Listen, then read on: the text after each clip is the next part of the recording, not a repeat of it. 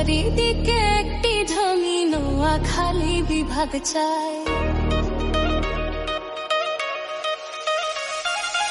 এই অঞ্চলে বিভাগ হতে এত কিসের বাধা ভাই?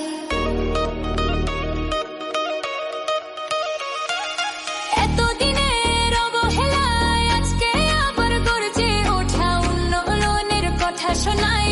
তৈরি হবে দালান ও কোঠায়, নোয়াখালীর জনতা চায় অধিকার আর সুবিচার। বিভাগ হলে বদলে যেত